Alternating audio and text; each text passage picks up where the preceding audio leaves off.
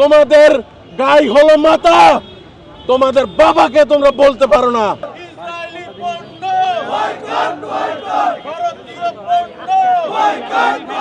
বাইতুল মোকাররমের উত্তর গেট থেকে একটি বিক্ষোভ মিছিল বের করা হয়েছে এবং সেই মিছিলের সামনে থেকে আইন শৃঙ্খলা রক্ষাকারী বাহিনী মিছিলটি এগিয়ে নিয়ে যাচ্ছে। শোনে তেসরি ইনসাফ দলের নেতাকর্মীরা তারা মিছিল নিয়ে এগিয়ে আসছে।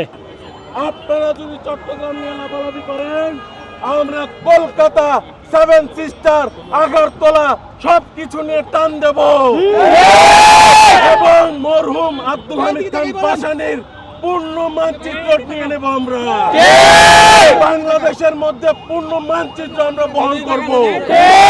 বাংলাদেশের পূর্ণ মানচিত্র নিয়ে আমরা ছেড়ে দেব। প্রয়োজন হলে আল্লাহর কসম খেয়ে বলছি, ভারতকে খন্ড খন্ড করে ছেড়ে দেব।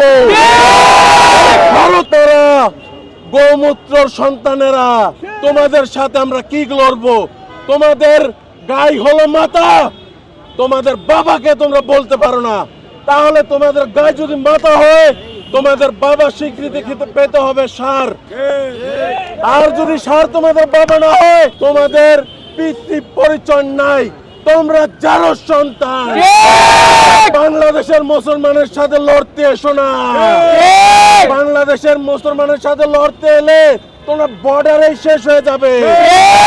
আমাদের যে বর্ডারের মধ্যে আখাউড়া, ব্রাহ্মণবাড়িয়ার ভাই বোনেরা আছে, ভাই বাদি দাও, যে মায়েরা আছে, মায়েদের টেডার গায়ে তো তোমরা শেষ হয়ে যাবে।